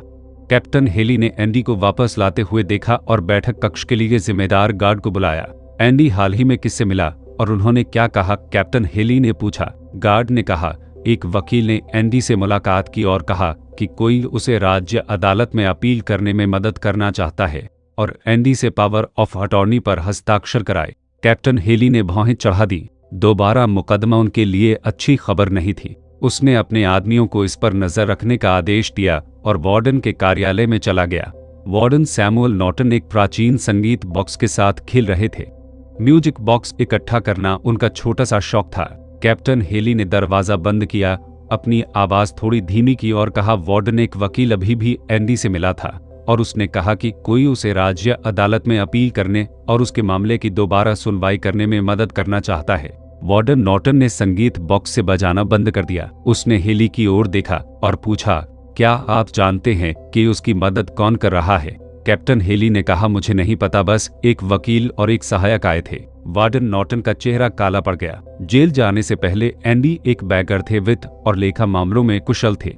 उसकी क्षमता जानने के बाद सैमुअल नॉर्टन ने उसे गलत खातों, मनी लॉन्ड्रिंग और करचोरी में मदद करने दी। एंडी को 2 आजीवन कारावास की सजा सुनाई गई थी। सामान्य परिस्थितियों में वह जेल से जीवित निकलने के बारे में नहीं सोचेगा। अपने हिसाब किताब के लिए उसका उपयोग करना बहुत सुरक्षित था, लेकिन अब अचानक एक ऐसी स्थिति उत्पन्न हो गई जिसने उसे चौंका दिया। यदि एंडी वास्तव में बरी हो गया और जेल से रिहा हो गया तो वह समाप्त हो जाएगा। उनका पहला विचार एंडी से छुटकारा पाने का था, भविष्य की सभी परेशानियों को दूर करे, लेकिन अभी उसका समय नहीं आया है। जरूरी नहीं कि एंडी को बरी किया जाए। राज्य अदालत के फैसले को पलटना इतना आसान नहीं था। जरूरी नहीं कि हजारों मामलों में से एक भी सफल हो। एंडी बहुत सक्षम था और वह इतने अच्छे मददगार को खोना नहीं चाहता था। हेली, एंडी पर नजर रखें। अगर कोई घटनाक्रम हो तो मुझे तुरंत रिपोर्ट करें, वार्डन नॉर्टन ने गहरी आवाज में कहा। हाँ वार्डन। कैप्टन हेली चले गए और वार्डन नॉर्टन ने संगीत बॉक्स नीचे रखा अपने कार्यालय की खिड़की की ओर चले गए। कुछ दूरी पर जेल का विशाल प्रांगण था जहां से उसका कार्यालय सब कुछ देखता था, जहां कैदी बातचीत करने या गेम खेलने के लिए एकत्र होते थे। वार्डन नॉर्टन ने अपने दांत पीस लिए, उसके चेहरे पर उग्र भाव थे। मैं तुम्हें शशांक को जीवित नहीं छोड़ने दूंगा। अगस्त की धूप ने लोगों के पसीने छुड़ा दिए, लेकिन लोग अभी भी अपनी कोशिकाओं से बाहर निकलने और दिन के दौरान मुक्त हवा में सांस लेने के दुर्लभ क्षणों का आनंद लेने के इच्छुक थे। एंडी यार्ड में आया। वह रेड के बगल में बैठ गया, जिसने उसकी ओर देखा। क्या यह आपके परिवार से मिलने आया था? एंडी ने सिर हिलाया। यह एक वकील था, उन्होंने कहा। एंडी ने रेड को मुठभेड़ के बारे में बताया, जो आश्चर्यचकित रह गया। अचानक कोई आपकी मदद कैसे कर सकता है? क्या आप सचमुच यह नहीं जानते मिस्टर रुद्र? क्या वह आपका कोई पूर्व परिचित हो सकता है? नहीं, मैंने उन सभी के बारे में सोचा है जिन्हें मैं जानता हूं, और मुझे यकीन है कि मैं रुद्र नाम के किसी भी व्यक्ति को नहीं जानता हूं। लाल ने अपनी ठुड्डी रगड़ी। यह बहुत अजीब है, लेकिन इससे कोई फर्क नहीं पड़ता। यह आपके लिए अच्छी खबर है। आप हर महीने राज्य अदालत को पत्र लिखकर अपील करने का मौका मांग रहे हैं। अब जब कोई आपकी मदद कर रहा है तो आपको भाग्यशाली महसूस करना चाहिए। 0109 अध्याय 1,09,109 अंडरकरेंट 6 HTML का प्रारंभ अध्याय। एंडी द्वारा पावर ऑफ अटॉर्नी पर हस्ताक्षर करने के 2 दिन बाद बाहर कुछ हुआ। एमो नाम के एक चोर ने 7 साल पहले एक निश्चित सड़क पर एक विला में एक पुरुष और एक महिला की हत्या करने की बात कबूल करते हुए स्वेच्छा से पुलिस स्टेशन में आत्मसमर्पण कर दिया। एमो ने आत्मसमर्पण क्यों किया? क्योंकि वह अब ऐसी नारकीय जिंदगी नहीं जीना चाहता था। उन्हें धमकी दी गई, या तो इस जीवन को सहो या आत्मसमर्पण करो और जिम्मेदारी लो। एमो पहले भी 3 बार जेल जा चुका था, इसलिए वह जेल जीवन से अपरिचित नहीं था। हालांकि जेल का मतलब आजादी खोना है, फिर भी जीवन कुछ हद तक सामान्य खाना, सोना, धूप सेंकना हो सकता है, जब तक कि आपने गार्डों और जेल मालिकों को उकसाया नहीं। जीवन बहुत बुरा नहीं था, लेकिन यहाँ हर दिन भूख सहना, हर 2 दिन में कोड़े खाना और घावों पर नमक छिड़कना, वे लोग बिल्कुल भी इंसान नहीं थे। उन्हें यातना देने में मजा आता था। जब एमो ने बिग इवान को यह कहते हुए सुना कि उसे यह जीवन सहना होगा तो वह टूट गया। वह इस तरह जीने के बजाय अपनी पूरी जिंदगी जेल में बिताना पसंद करेगा। उसे डर था कि वह इसे अधिक समय तक सहन नहीं कर पाएगा, इससे पहले कि वे उसे पीट पीट कर मार डाले। बुराई बुराई को जन्म देती है। एमो एक हत्यारा था, लेकिन उसके दिल में बिग इवान और वे लोग राक्षस थे, और वह अपने दिल की गहराई से उनसे डरता था। पुलिस ने उससे पूछताछ की तो पता चला कि इस मामले में 7 साल पहले सजा हो चुकी है। कोर्ट ने उस महिला के बैंकर पति को हत्या का दोषी ठहराया था। मामले की सूचना पुलिस प्रमुख को दी गई, जो भी काफी सतर्क थे। मैं तब से उस मामले के बारे में जानता हूँ। बैंकर ने कभी भी अपनी पत्नी की हत्या करने की बात स्वीकार नहीं की, लेकिन मुझे उम्मीद नहीं थी कि असली हत्यारा 7 साल बाद आत्मसमर्पण कर देगा। अदालत को इसकी सूचना दें, उन्हें इसके बारे में पता होना चाहिए। मामले की सूचना राज्य न्यायालय को दी गई। जब राज्य अदालत के वर्तमान मुख्य न्यायाधीश को इसके बारे में पता चला तो उन्होंने तुरंत मामले की फाइलों को पुनः प्राप्त करने का आदेश दिया। उन्होंने पाया कि चोर का कबूलनामा 7 साल पहले हुए मामले के तथ्यों से मेल खाता है, विशेष रूप से कुछ क्षेत्रों में जहां उस समय अस्पष्ट स्पष्टीकरण थे। चोर के कबूलनामे को पढ़ने के बाद उन्हें उत्तर मिल गए। उस समय इस मामले की अध्यक्षता करने वाले न्यायाधीश हॉब्स थे, जो सेवानिवृत्त हो चुके हैं। इस मामले में सुनवाई के दौरान कुछ विवाद हुए थे। बैंकर ने कभी भी अपनी पत्नी की हत्या करने की बात स्वीकार नहीं की।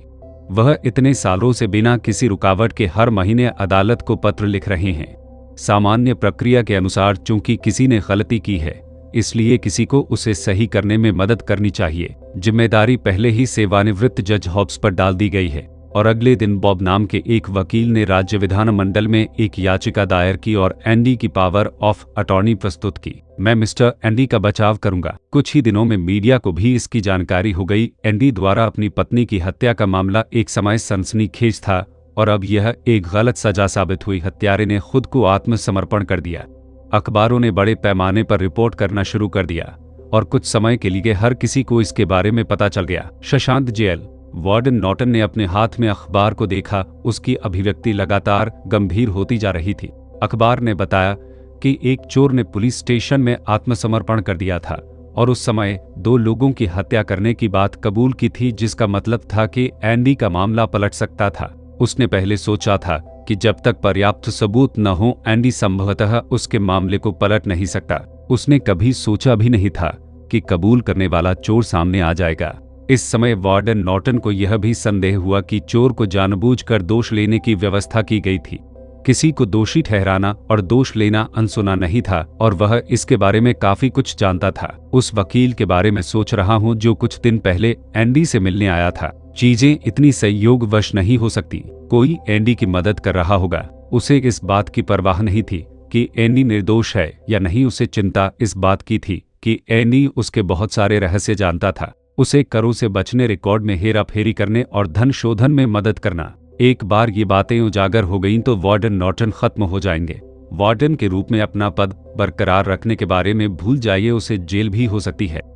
शायद एंडी कुछ नहीं बोलेगा, लेकिन वह अपनी किस्मत किसी और के हाथों में नहीं छोड़ना चाहता था। अखबार को मेज पर रखते हुए वार्डन नॉर्टन की आंखों में चश्मे के पीछे से एक ठंडी रोशनी चमकी। कैप्टन हेली को वार्डन से त्वरित सम्मन मिला। वार्डन, तुम मुझसे मिलना चाहते थे। हेली, क्या एंडी ने भी तुम्हारे लिए गलत हिसाब किताब और टैक्स चोरी की? वार्डन नॉर्टन ने पूछा। हाँ, हेली ने उत्तर दिया। वह जानता था कि वह इस बारे में वार्डन नॉर्टन को धोखा नहीं दे सकता। इस अखबार पर एक नजर डालें, इसमें ऐसी खबरें हैं जिनमें आपकी रुचि हो सकती है। वार्डन नॉर्टन ने अखबार हेली की ओर फेंक दिया। हेली ने इसे ले लिया और पढ़ने के बाद उसकी आंखें चौड़ी हो गईं। किसी ने एंडी की पत्नी की हत्या करने की बात कबूल कर ली है। क्या इसका मतलब यह है कि एंडी के मामले की फिर से सुनवाई की जाएगी? हेली आश्चर्यचकित थी। हाँ, पुनः प्रयास किया। बरी होने के बाद उसे रिहा कर दिया जाएगा, लेकिन वह हमारे बारे में बहुत कुछ जानता है। अगर यह बात बाहर आ गई तो परिणामों के बारे में सोचो। वार्डन नॉर्टन ने हेली को गहरी दृष्टि से देखा। हेली के हाव भाव बदलते रहे। यदि उसकी कर चोरी का खुलासा हुआ तो अब वह निश्चित रूप से अपनी नौकरी खो देगा और कर ब्यूरो उस पर कर जुर्माना भरने से लेकर कारावास तक का मुकदमा चला सकता है। वार्डन, अब हम क्या करें? हेली ने पूछा। वार्डन नॉर्टन की आंखों में एक ठंडी चमक उठी, यह सुनिश्चित करते हुए कि वह अपना मुंह हमेशा के लिए बंद रखे। तुम्हारा मतलब है उसे मार डालो? हेली ने पूछा। क्या आपके पास कोई बेहतर तरीका है? वार्डन नॉर्टन ने हेली पर व्यंग्य किया। हेली ने दांत पीस लिए। ठीक है, मैं इसे करने के लिए किसी को ढूंढ लूंगा। वार्डन नॉर्टन ने सिर हिलाया। अब जब एंडी का मामला उजागर हो गया है, कोई निश्चित रूप से उस पर नजर रख रहा है। यदि आप सीधे कार्रवाई करते हैं तो आपको फंसाया जा सकता है। कैदियों को इसे संभालने के लिए एक विश्वसनीय तरीका सोचना बेहतर है। बाद में दावा करें कि यह बतला था। यहाँ बहुत सारे गंभीर अपराधी हैं, वे वैसे भी कभी नहीं छोड़ेंगे। एक और व्यक्ति को मारने से कोई फर्क नहीं पड़ेगा। उन्हें कुछ लाभ दें, उन्हें जेल में बेहतर जीवन का वादा करें। कोई तो करेगा, मैं समझता हूँ। वार्डन। हेली ने सिर हिलाया। 0110 अध्याय 1,10,110 इंटरक्वाइंड इंटरेस्ट HTML का प्रारंभ अध्याय। हेली सेल ब्लॉक में गई। उसके चमड़े के जूते गलियारे के फर्श पर चमराने की आवाज कर रहे थे और गुजरते समय उसने प्रत्येक कोशिका पर नजर डाली। दूसरों को लगा कि वह कोशिकाओं का निरीक्षण कर रहा है, लेकिन कोई नहीं जानता था कि वह काम करने के लिए सही व्यक्ति की तलाश कर रहा था। एक सेल में कुछ लोग बातें कर रहे थे। हेली ने आवाजें सुनी और देखा डेमन नाम का एक लड़का दूसरों के सामने शेखी बघार रहा था। डेमन एक हत्यारा था जिसने कई लोगों की जान ले ली थी और वह जेल में अनुयायियों के एक समूह के साथ एक छोटा मालिक था। हेली ने एक पल के लिए सोचा। उसने कुछ जेल प्रहरियों को बुलाया और कोठरी का दरवाजा खोला। सभी लोग सावधान रहें। गार्डों के चिल्लाने पर सभी लोग बिस्तर से उठकर जमीन पर खड़े हो गए। हेली ने ठंडे स्वर में कहा, मादक पदार्थ की तलाश करें। अगर कोई भी मादक पदार्थ छिपाते हुए पकड़ा गया तो उसे सजा का सामना करना पड़ेगा। कई कैदियों के चेहरे बदसूरत हो गए। थोड़े ही समय में गार्डों को कमरे में बहुत सारा अवैध सामान मिला, लगभग इतना कि गिनती करना मुश्किल था। सिगरेट, मारिजुआना, लाइटर, रस्सियां, फाइलें, पनीर के टुकड़े, कैंडी और यहाँ तक कि एक आदमी जिसने लकड़ी की छड़ियों से एक पिंजरा बनाया था जिसके अंदर एक पालतू चूहा था। हेली ने उदासीनता से कहा, सजा के तौर पर प्रत्येक व्यक्ति को 5 स्ट्रोक। जल्द ही कमरा दर्द की चीखों से गूंज उठा। हेली डेमन के पास खड़ी थी, उसकी ओर देखा और फिर कहा, आपकी स्थिति सबसे गंभीर है। आपको एक फाइल छिपाते हुए पकड़ा गया था जो आपको कुछ दिनों के लिए एकांत कारावास में डालने के लिए पर्याप्त थी।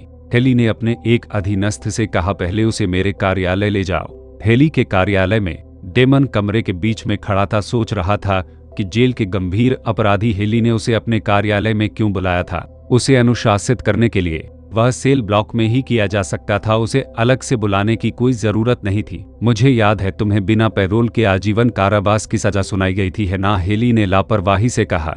हाँ, डेमन ने उत्तर दिया। जब तक कुछ अप्रत्याशित नहीं होता, आप अपना शेष जीवन इस जेल में तब तक बिताएंगे जब तक आप बुढ़ापे से मर नहीं जाते। मुझे आपके लिए कुछ करना है। यदि आप इस कार्य को पूरा करने में मेरी मदद करते हैं तो मैं भविष्य में आपको विशेष उपचार दूंगा। उदाहरण के लिए, प्रतिबंधित वस्तुओं को छिपाने के लिए आपको हल्की सजा दी जाएगी। इसके बारे में सोचो, क्या जेल में तुम्हारा भावी जीवन आसान नहीं होगा? हेली ने जारी रखा। दूसरी ओर, यदि तुम मेरे बुरे पक्ष में हो जाओगे तो जीवन बहुत कठिन हो जाएगा। आप मुझसे क्या करवाना चाहते हैं? डेमन ने पूछा।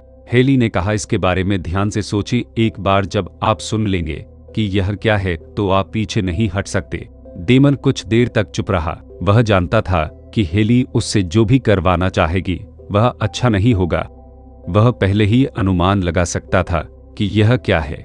यह किसी की हत्या से ज्यादा कुछ नहीं था।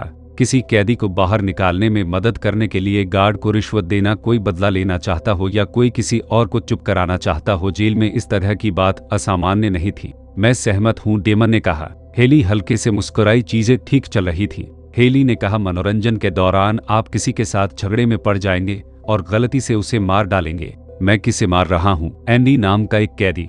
डेमन का शरीर थोड़ा रुका, फिर उसने सिर हिलाया। मैं समझता हूँ। हेली ने मेज से सिगरेट का एक डिब्बा उठाया और डेमन की ओर फेंक दिया, जिसने तुरंत उसे पकड़ लिया। ठीक है, अब आप वापस जा सकते हैं। प्रतिबंधित वस्तुओं को अब और मत छिपाएं। डेमन ने हेली का कार्यालय छोड़ दिया। अगले दिन सभी कैदी धूप सेंकने के लिए बाहर आ गए। एंडी ने ओल्ड रेड और ओल्ड ब्रुक्स के साथ कुछ देर तक बातचीत की, फिर लेटने के लिए दीवार के पास एक छायादार कोना ढूंढा और लोगों को यार्ड के चारों ओर दौड़ते हुए ऊर्जा जलाते हुए देखा। इसी बीच कैदियों के दूसरे गुट भी आपस में चिपक गए। जेल में लगभग सभी लोगों ने गुट बना लिया था और बाहर से आए विभिन्न गिरोहों ने लंबे समय तक जेल में अपना प्रभाव बढ़ाया था। डेमन आंगन के एक कोने में बैठा था जो मातहतों के घेरे से घिरा हुआ था। उसने एंडी को देखा, जिसके बारे में बात करते हुए एंडी शशांक जेल में कुछ हद तक एक किंवदंती थी। पहले तो कई लोगों ने उसे धमकाया, लेकिन किसी तरह एंडी वार्डन से जुड़ गया और उसके बाद किसी ने उससे उलझने की हिम्मत नहीं की। जेल की लाइब्रेरी, जिसमें केवल कुछ दर्जन पुरानी किताबें हुआ करती थीं जो पहले ही खराब हो चुकी थीं, अब सैकड़ों नई किताबें और कुछ रिकॉर्ड थे। एंडी ने राज्य सरकार को पत्र लिखना जारी रखा था और अंततः उन्होंने जेल में बजाए जाने वाले गानों को बदलते हुए नई किताबें और यहाँ तक कि कुछ रिकॉर्ड भी भेजे। डेमन ने अपने सबसे वफादार अधीनस्थ को बुलाया और उसके कान में कुछ शब्द फुसफुसाए। अधीनस्थ ने सिर हिलाया और धीरे से चला गया। वह लगभग आधे घंटे तक इधर उधर घूमता रहा और फिर एंडी के पास आकर फुसफुसाया, सिगरेट चाहिए। एंडी ने थोड़ा आश्चर्यचकित होकर अपना सिर हिलाया। वह कई वर्षों से जेल में था। इन लोगों को पता होना चाहिए कि वह धूम्रपान नहीं करता था। उसी समय अधीनस्थ ने जल्दी से एंडी के कान में कहा, कोई तुम्हें मारना चाहता है, सावधान रहो। एंडी चौंका। कोई उसे मारना चाहता था? क्यों? कुछ दिन पहले एक वकील एंडी होप को लेकर जेल आया था। वह तभी से उत्साहित थे। अब अचानक कोई उससे कह रहा था कि कोई उसे मारना चाहता है। उसे नहीं पता था कि क्या हो रहा है। इससे पहले कि एंडी प्रतिक्रिया दे पाता, सिगरेट पेश करने वाला व्यक्ति उठकर चला गया और दूसरों को सिगरेट बेचना जारी रखा। एंडी के मन में उथल पुथल मची हुई थी। कौन उसे मारना चाहता था और क्यों? किसने सोचा कि उसे मारना जरूरी है? एंडी को अचानक एहसास हुआ। उसने दूर एक इमारत की ओर देखा जिसकी एक खिड़की वार्डन का कार्यालय थी। मनोरंजन का समय समाप्त हो गया। सभी लोग अपनी अपनी कोठरियों में लौट आए। जैसे ही डेमन गलियारे में चला गया, हेली दरवाजे पर खड़ी होकर डेमन को घूर कर देखने लगी। मतलब साफ था, उसने कार्रवाई क्यों नहीं की। डेमन ने असहाय भाव दिखाते हुए कंधे उचकाए, यह संकेत देते हुए कि उसे मौका नहीं मिला था। यह अज्ञात है कि हेली को उसका आशय समझ में आया या नहीं। वह दोपहर वकील बॉब और हेनरी फिर से एंडी से मिलने आए। विजिटिंग रूम में बॉब ने एक अखबार निकाला और एंडी की ओर मुस्कुराते हुए कहा, मिस्टर एंडी, पहले इस पर एक नजर डाले। एंडी ने हैरान होकर अखबार ले लिया। खबर पढ़कर वह सदमे में आ गए और उनकी आंखें लाल हो गई। क्या यह सच है? क्या यह सच है? एंडी ने बॉब से उत्साह से पूछा। हेनरी मुस्कुराया। बेशक यह सच है। चिंता मत करो, चोर ने सब कुछ कबूल कर लिया है। हत्या में इस्तेमाल की गई बंदूक मिल गई है और जांच के लिए भेज दी गई है। परिणाम जल्द ही आएंगे, हेनरी ने कहा। 011 अध्याय 1,11,111 निर्णय क्रिया HTML का प्रारंभ।